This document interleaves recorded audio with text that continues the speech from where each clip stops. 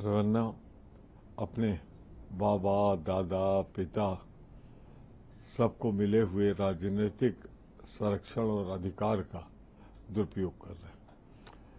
निश्चित रूप से उनके खिलाफ कार्रवाई होनी चाहिए और एक बात और तय कर लेनी चाहिए, न्याय के सामने सब बराबर हैं, चाहे कोई हो। और जिस तरीके से उन्होंने आचरण किया है उससे देश की छवि, प्रदेश की छवि खराब हुई।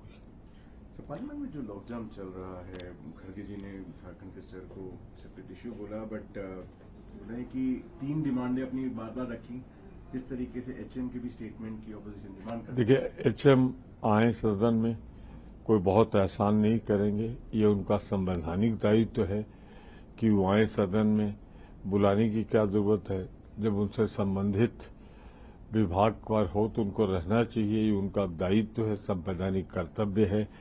फिर भी हमारी 3 शर्तें आए तो सबसे पहले वो बताएं कि इन पर जो विभत्स हिंसा हुई है बच्चों के साथ जंतर मंतर में, कील लगी लाठियां, पेलेट गन, फायरिंग, और जिस तरीके से महिलाओं के साथ उनको, मतलब मैंने नहीं देखा आजाद भारत में महिलाओं के साथ पुलिस बल इस तरह की कुत्सित हरकत करे, उस पर जवाब दें।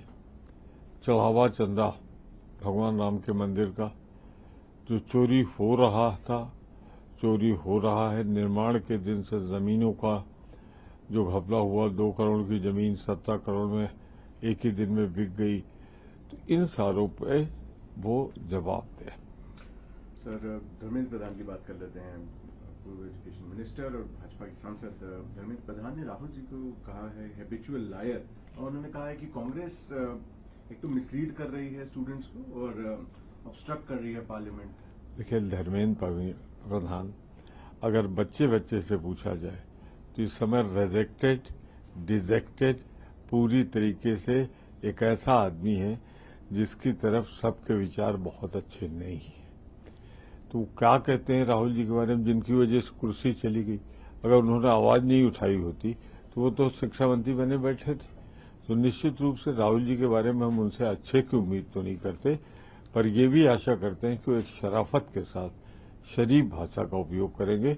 हम छात्र हितों के साथ, युवा हितों के साथ कल भी थे, आज भी हैं, और कितने धर्मेंद्र प्रधान आए हम उन रोड़ों को हटाएंगे।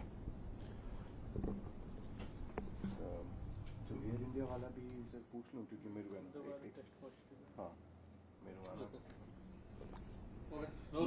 Sir focus Delhi air India जो पायलट हैं वो अब मेरुआना का सेवन किया है, ये उनके सेकेंड डोप टेस्ट में पाया गया है। जिस तरीके से ये कितना बड़ा लापरवाही, कितना बड़ा कानून का उल्लंघन इस सरकार के राज में हो रहा है।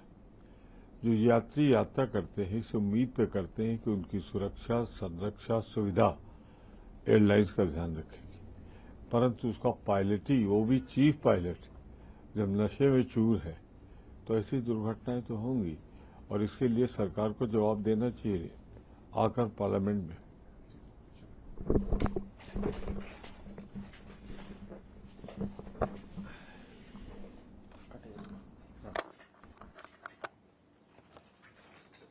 प्रभातखबर.com, विश्वास वही, रफ्तार नहीं।